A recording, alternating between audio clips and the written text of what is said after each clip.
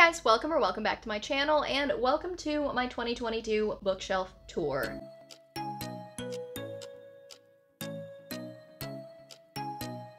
I can't really guarantee that it's going to be short and sweet, but I will guarantee that I'm not going to be taking out every single book individually.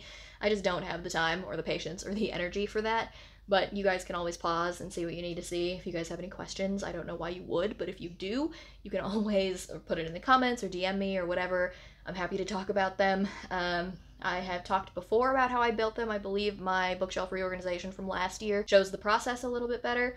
But yeah, without any further ado, let's just jump right into the bookshelf tour side. Okay, so we're gonna start off here on the top shelf, also known to some people that watch my channel as my Smutty Shelf. This is actually where I really do put all of my romance. I have a lot of mass market romance, and I don't know, I just kind of ended up throwing them all up here because a lot of these are books that I have already read and really liked. I used to have a lot more like mass market romances that I just picked up and I just never ended up reading them. So I went on a big purge, I don't know, within the last year or so, where I just got rid of all of them except for my top favorite romance authors, I guess. In the top left corner there, you will see I've got a couple of J.R. Wards and Nora Roberts. I've talked about both of them as I've been a big fan. I'm not gonna go through everything individually. You guys have eyes, you can see what's up there, but to name a few, yes, I do really love Nora Roberts. I do like Christina Lauren. The Well Met series is one of my favorites. Let's not talk about the fact that I have all 3 of the 50 Shades books up there. I got them a very long time ago, and honestly, they're nostalgic for me. I can admit that they're trash and say that at the same time. So then we've got Lisa Jackson, who is one of my favorite romantic suspense authors.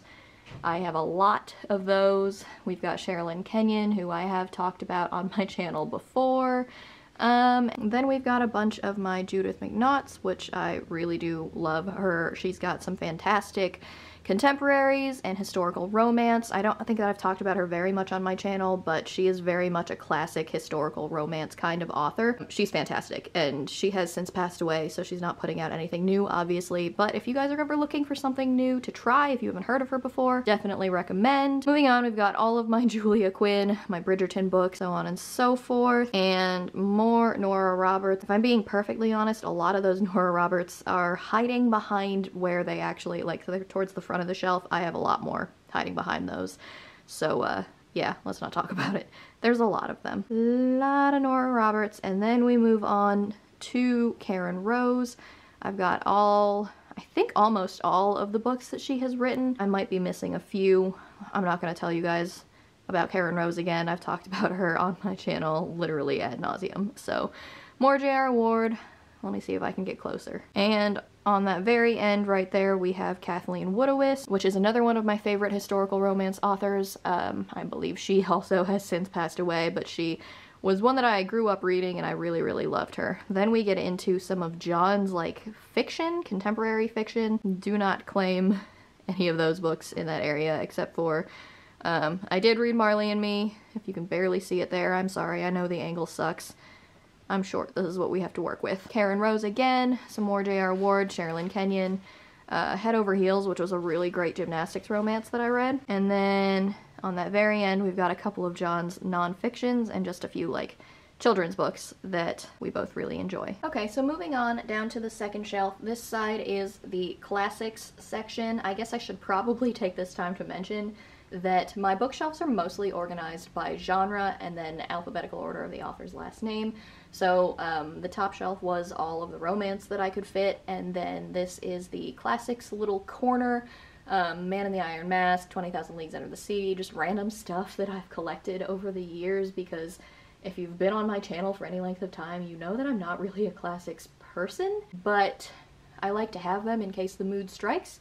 So yeah, I've got all of those piled up there. Wuthering Heights, Jane Eyre, I found those at a flea market. We also have 2 copies of The Adventures of Sherlock Holmes, one of which is like one of those Barnes & Noble's leather-bound editions. The Treasury of Irish Fairy and Folktales is another Barnes & Noble one. The Story of King Arthur is another one. Then we move into the fantasy section. So Abercrombie, I mean this, and I combined young adult and adult, so if you guys see that they are shoved together, that would be why. But yeah, like I said, I'm not gonna go through every single one of these because you guys know how to read, obviously, or you wouldn't be here. But that is what I've got in the first section, and then we get into all of my Jim Butcher books. Okay, so this is the Jim Butcher section of the bookshelf. I have every single one of the Dresden Files books, except I believe for Battlegrounds. That's just one I haven't picked up yet, and honestly, this might be controversial, but I'm not too enthusiastic to go and grab it. I'm just kind of gonna wait until I find it on sale somewhere, just because Battleground wasn't my favorite one in the entire series. I will say Peace Talks and Battleground really ramped it up from the last couple of books for me, but yeah. And then we've got the Codex Alera right next to it, which is a series that I am continuously trying to work on. I don't know that there's much that's very notable in here. I'm working on the City of Brass. I do have the next book in the series, but it's over on my Tbr shelf, which we will tour later. The Great Coats, Legendborn, I'm still honestly trying to figure out if I want to keep that or not. Technically that was a Book of the Month edition, but it doesn't fit with the rest of them. Okay, so moving on to the next section. This is pretty much my Shadowhunters section. Obviously I don't own all of them. And if you have listened to my channel for any length of time, you know that I've only made it as far as the 4th book in the series, but I have read every single one of the Infernal Devices. I just haven't read all of the Mortal Instruments or the Dark Artifices. Also, special note is Queens of Renthia. Those 2 books are very, very good, and the 3rd one is on my TBR shelf, waiting to be read. Moving over again, there's just, keep in mind that I've got a lot of like random stuff that I've picked up over the years. I don't have stories to tell about all of them. I have not read all of them, but I do have stuff that have like stuck out to me. So Inkheart and Inkspell were fantastic reads to me when I was in elementary school. I really, really loved them. I did not know that ink death was a thing until very recently. I just fell out of touch with that series and never realized she wrote a 3rd one, so I got all 3 copies because I didn't have them anymore. And I now have Ink Death as well, again, on my TBR shelf. This next section is pretty important because you'll see all of my John Gwynns up there. You guys know I have not finished The Faithful and the Fallen yet. I'm on book 3. I need to read Ruin. I've put it on multiple TBRs and have failed in reading it multiple times, but I will get there, I promise. There is The Hunger of the Gods. John has The Shadow of the Gods. He's planning on reading it at some point. And the Deborah Harkness, The Discovery of Witches series, which is pretty good. I'm missing the 4th book, which I didn't care as much for, but it exists if you guys didn't know that. And then my Kevin Hearn section, he actually co-wrote a couple of things with Delilah Dawson, and those are very satirical.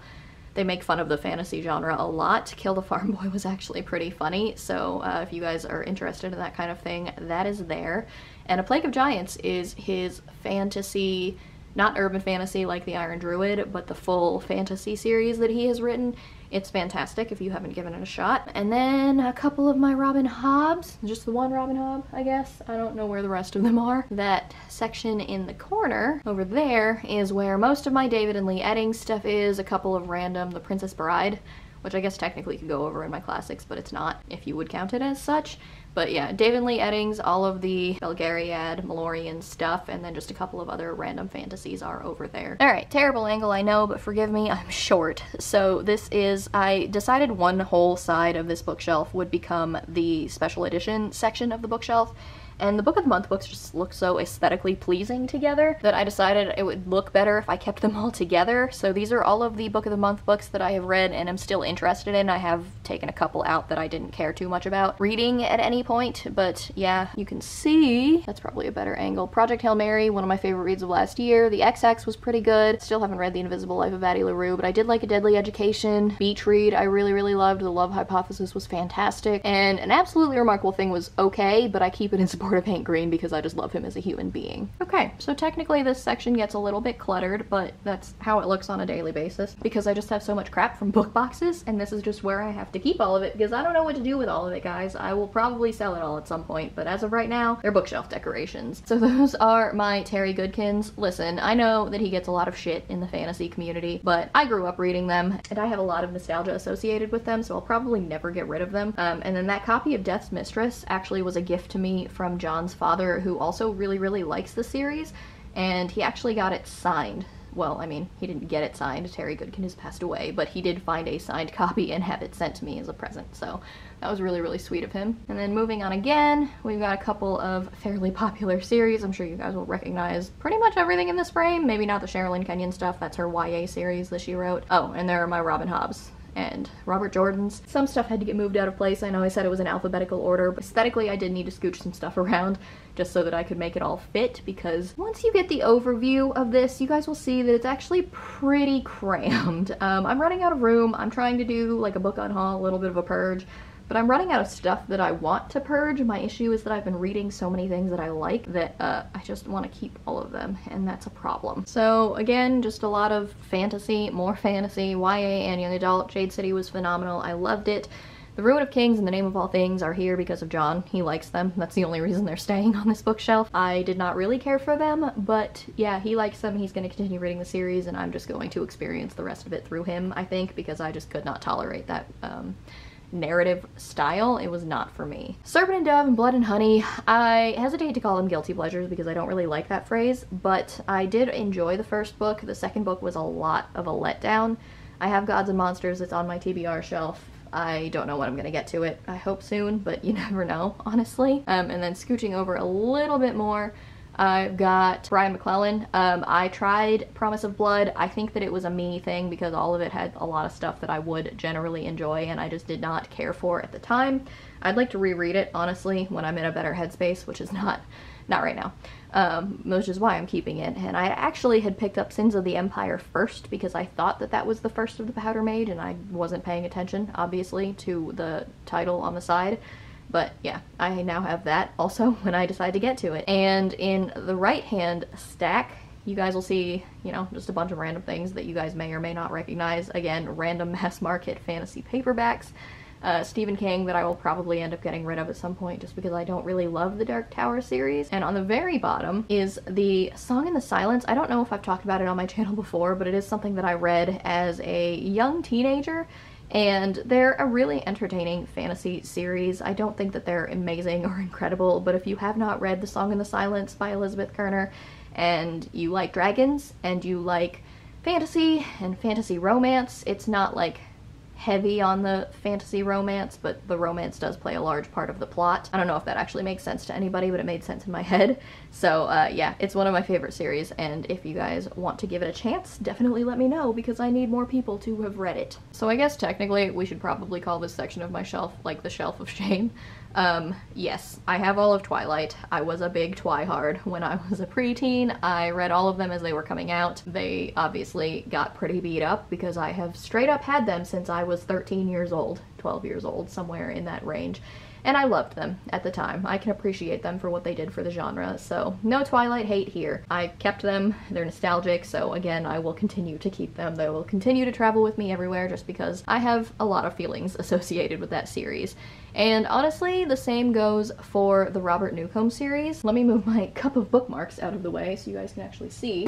The Robert Newcomb series, the first one is around here somewhere. It's a mass market paperback, so it didn't fit. I don't even remember what the name of this is called, but it's just like the Wizard's First Rule, like the Sword of Truth series. It gets shit on by a lot of people in the fantasy world, and I appreciate them for what they were. Were they anything groundbreaking? Absolutely not, but I read them as a young kid, and I really liked them. I think that they're a good intro, just like Wizard's First Rule, into fantasy if you're not used to reading it. So, here, I'll look it up. I think it's the Chronicles of Blood and Bone. So they're the Chronicles of Blood and Bone, and the first book is the Fifth Sorceress, and if you are interested at all, I highly recommend them, but I mean, don't go into them looking for anything absolutely groundbreaking because, like I said, they get a lot of hate in this particular community.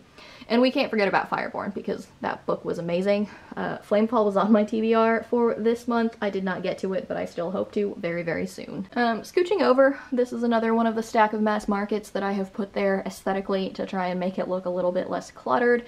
So there's just a lot of really random stuff. There's the Fifth Sorceress, like I was just talking about. I do have the first 3 books in the Tbr series. I think the first one is over on my TBR shelf. That's why this is 2, 3, and 4. I guess I have the first 4 books.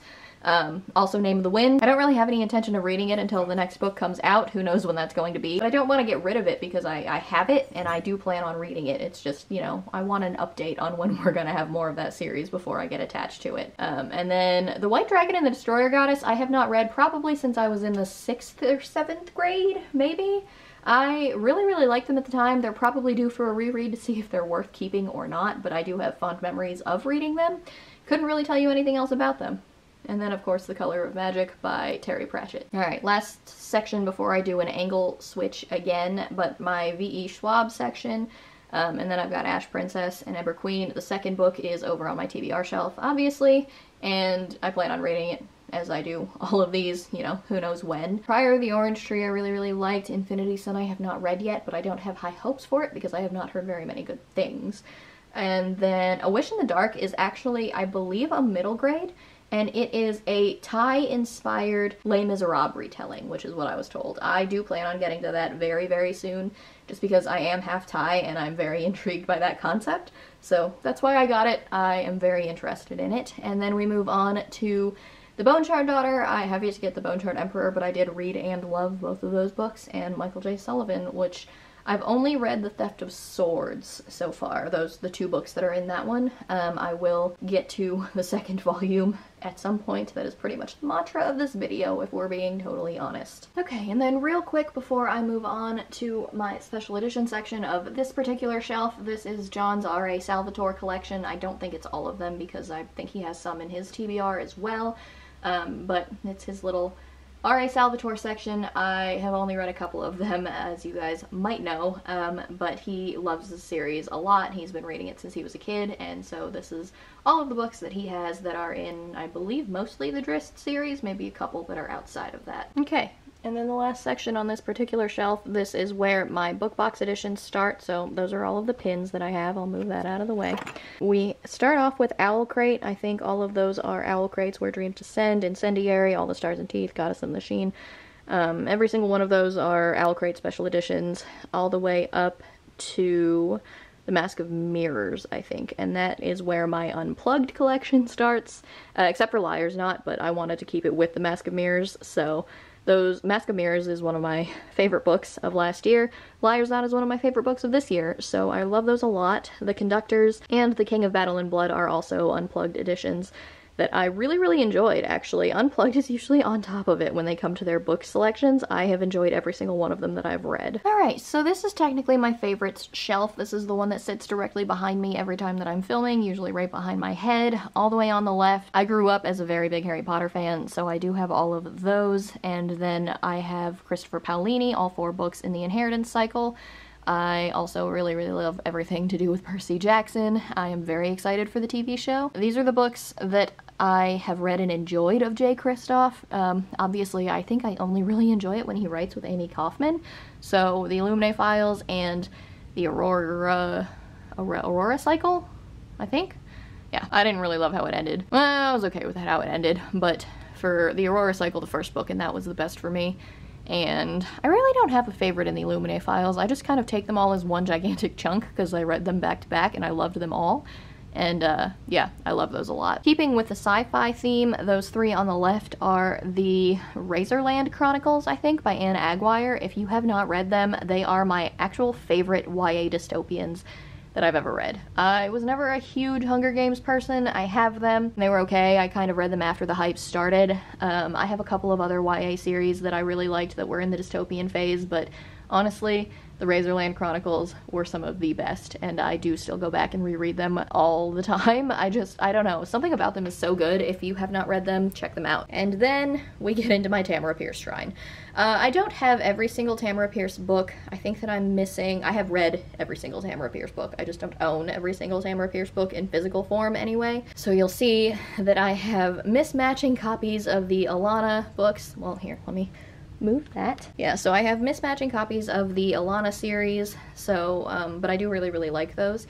And then on top of that, I have the Circle of Magic, which I only have the first one physically, and then the Circle opens. I don't have the first one, go figure. Then there's the Becca Cooper series, which is really good. Probably one of her best series, in my opinion. I love all 3 of those books. The third one is probably my favorite, but I really like the second one as well. Tempest and Slaughter is actually her most recent release, and it's kind of a prequel. She goes back and does the story of Numair as he is growing up and in university, or I don't know, school of some kind. Numair is a character from the Immortals Quartet, which is what's next, which is my favorite Tamara Pierce series that she has ever written, and next to that is the first book in the Protector of the Small, which I only have the first one physically. I have all of the rest on ebook. And then, speaking of shrines, we go into my Cinda Williams Chima one, which I have all 4 books of the 7 Realms. Oh, I've also got the Warrior, I don't know if those have a name or not, the Warrior Heir, the Wizard Heir, the Dragon Heir, the Enchanter Heir. I do finally own all of the books in that particular series, which I liked. I just didn't like them as much as I liked the 7 Realms series, which I adored. On top of that is the Shattered Realms, which is the spin-off or continuation, I guess, of the 7 Realms, and it was good. I don't think it was as good. I haven't finished it yet. I'm on book 3. But, yeah, I really, really like Cinda Williams Chima a lot, guys. I also have this little card, which I got when I met her last fall. She was doing a signing near me, and I got all of those books that you can see signed, which was amazing for me. She wrote little quotes in most of them. It was fantastic. And that was actually where she announced that she was doing a new series called the Runestone Saga, Children of Ragnarok, which I do actually have an e-arc off of NetGalley, and I will be finishing it shortly, I hope. But yeah, so far I'm really enjoying it. And then I know you guys did not come here without expecting me to have a Brandon Sanderson section, so obviously I've got all 3 of the Mistborn books off on the left, and then I have the paperback copies of the Stormlight Archives, next to which are my hardcover editions of Stormlight Archives, because I absolutely adored these dust jackets. They're so beautiful. I think that I showed them to you guys in an unboxing that I did. They're beautiful. They're stunning. They look amazing on my bookshelf. They came with those gorgeous bookmarks that I don't think I will ever actually be able to use because I just love them and I love the quotes on them. But yeah, so that's my Stormlight section, which is very closely followed by my next few favorite authors. So I have all of the Kevin Hearn books that I own. I have every single book in the Iron Druid Chronicles. Once again, every single one of those. I think, yeah, every single one of the Iron Druid books is signed. I met him in 2020, right before everything shut down. He came to a signing near me, and he was very kind and signed every single book that I brought because I was that person. And he's just such a nice person. Shortly thereafter, Ink and Sigil came out, and then Paper and Blood came out, and I really, really enjoyed those 2 series. Hopefully someday I can get those signed by him as well. Also in that stack, you'll see the first 3, I think. Yeah, the first 3 books of the Green Rider series. I've talked about that on my channel before. I don't own all of them in hard copy, but what I don't own in hard copy, I own in ebook because they came out when I was in college.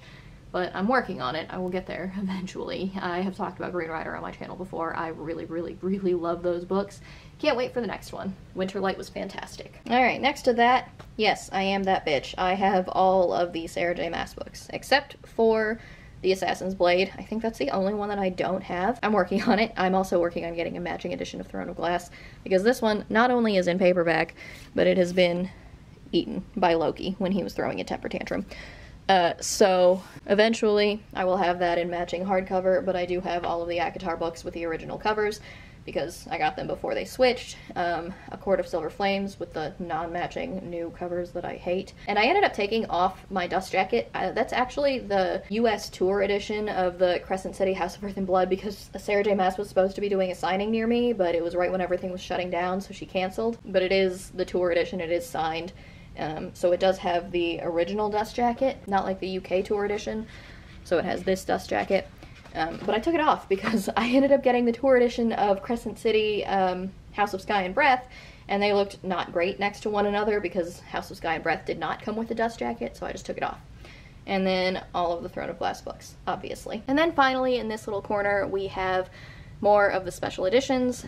So the ones, I think it's the first 2 on the left, are actually more unplugged because they didn't fit on the next shelf up. So A Lullaby for Witches and The Ruthless Lady's Guide to Wizardry. I think that Raybearer is actually a Once Upon a Book Club book. I had 1 or 2 more of those. Oh, they're on the bottom. There they are. Yeah, so Raybearer is one of the Once Upon a Book Club books, and I think There Will Come a Darkness is from, I don't remember what that one's from. I have no idea. Then we get into Fairy Loot. So I did get a lot of Fairy Loot special editions. They're just always the prettiest. So Once Upon a Broken Heart, and technically the bottom 2, Rebel Spy and Today, Tonight, Tomorrow, are not Fairy Loot. They are also Once Upon a Book Club books. Once Upon a Book Club, I don't know if you guys know this or not, they're not quite as big, but they do this thing where they put sticky notes at certain parts throughout the book, and when you get to that point, you're supposed to open up a gift that came with the box that represents something from that book. It's the cutest idea, and I really, really enjoyed it. It's just that if I didn't read the book right away, then the gifts just kind of sat around doing nothing, and that, I don't know, it wasn't a thing that worked for me, but I love it in concept.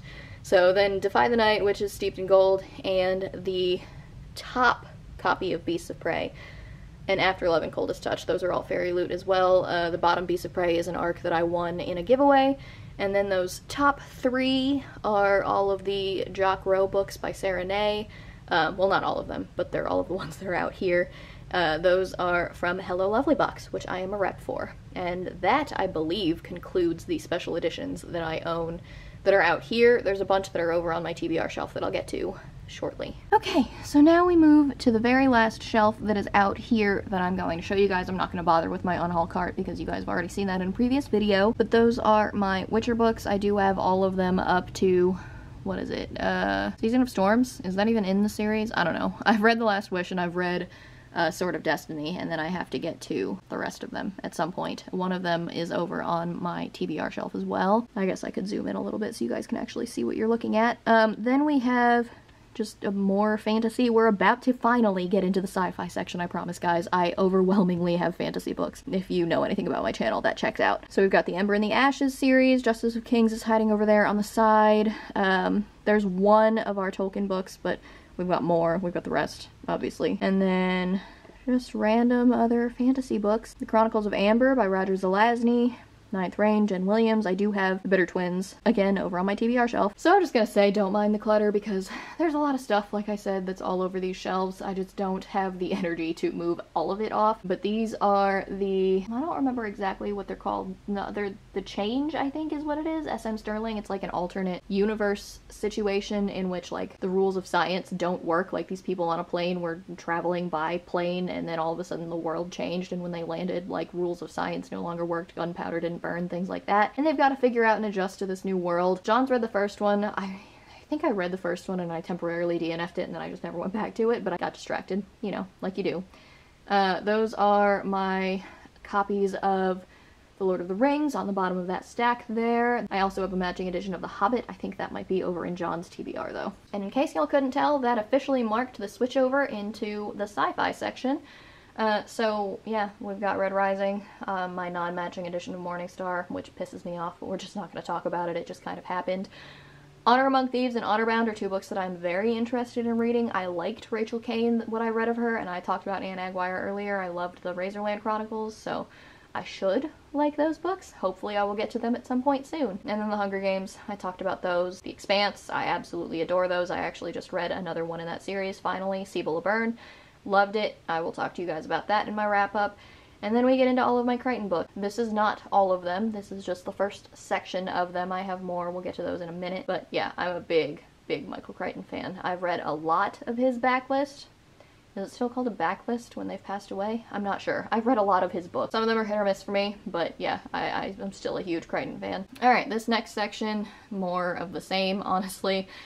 So I've got the Passage series by Justin Cronin. It was a short-lived, I want to say ABC TV show. It's kind of about vampires, but they're kind of zombie-like too. I don't really know how to describe it. If you guys haven't read it, give it a shot. I haven't read them yet, but my sister absolutely adores the series. It's her copy of The Passage that I have, and I guess at this point I'm just never giving it back. That's what happens. So yeah, I just got the next two books to match it, I guess. And then we've got the Gondolara cycle. I've talked about that to you guys before. Those are John's Margaret Haddock's books. I think it's called Hidden Children? I could be totally wrong. Then I've got my Marie Lu section. Honestly, I have read Warcross by Marie Lu, but I have not read anything else. But that was the only one I liked. I tried Legend many, many times, and I just kept putting it down. I don't know. It wasn't the book. I really don't think it was the book. I think it was just my mindset at the time. I'll get to them eventually, because I do have the first two books, and the Young Elites I also have. Renegades is a really good book by Marissa Meyer. I loved that series. I do only have the first one in physical copy though. And I have read the entire Cinder series. I don't know if that has a different name or whatever. I've read all of those and I loved all of those. I don't know that they'll hold up if I try and read them again, but I did really enjoy them when I read them. Okay, we are starting to come to the end of the sci-fi section. I know it's not nearly as robust as the fantasy aspect of my shelves are. Here are the rest of my Crichton books. I don't know, there might be some missing here. I don't know what I'm missing and what I'm not. And then Ender's Game, which I haven't read, the only Piers Anthony book that I still own, which I have not read to see if there's any reason to keep or not, but I liked it when I read it as a kid, so there's that. Sleeping Giants I really, really liked. And Kathy Reichs, that book in the middle, Virals, is the author of the book series that inspired the TV show Bones. She actually wrote a YA series about Temperance Brennan's niece, and she's just as talented, she's just as smart, and but it has like a supernatural element to it. Well, I guess it's a sci-fi element that I really, really liked, and the Viral series was really good from what I read of it. Steelheart is the only series that I haven't read by Brandon Sanderson. I have not heard shining things about it, but I do love Skyward and I do love Starsight. Cytonic is over on my TBR shelf, and I will get to it eventually. I haven't heard great things about that either. I don't know why The Martian is sitting between Scythe and Thunderhead. That wasn't a conscious choice I made, but it's there, so yeah, that was an oopsie on my part, but those are all there too. I loved The Martian.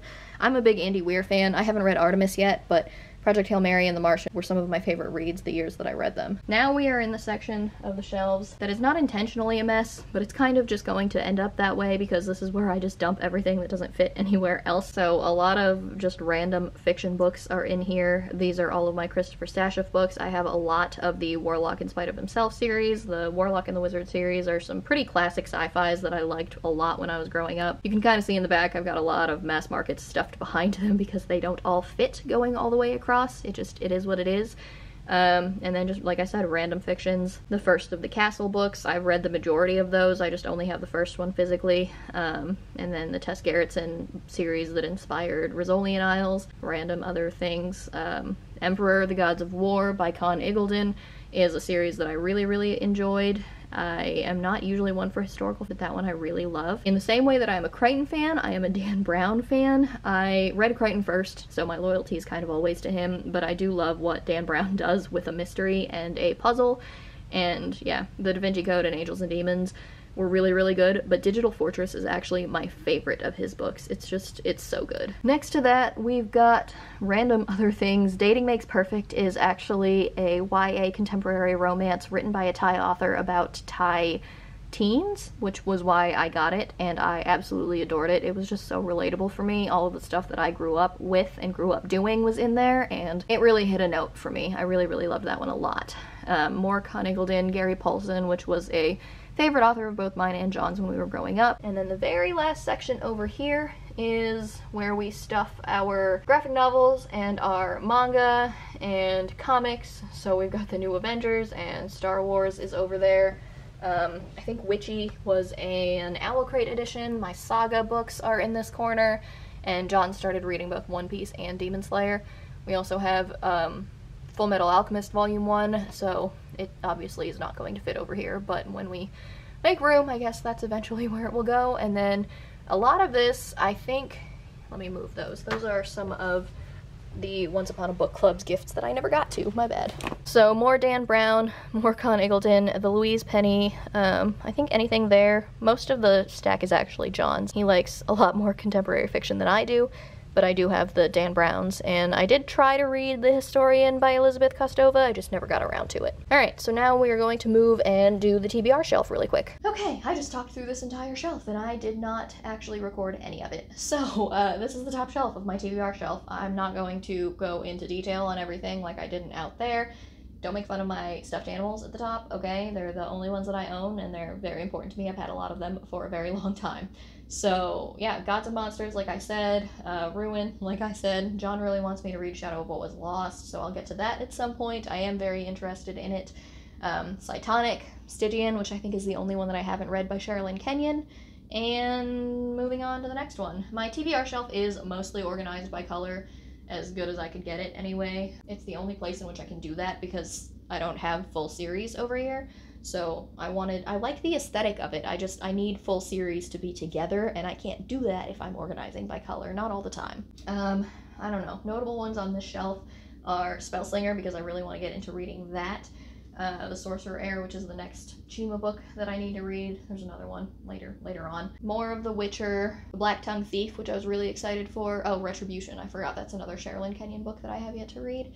And Daughter of Smoke and Bone is another one I really wanted to get into, and Nemesis Games is the latest Expanse book that I'm up to. I cannot wait to get into it. I'm probably going to be picking it up next. I just finished Burn and I loved it. Okay.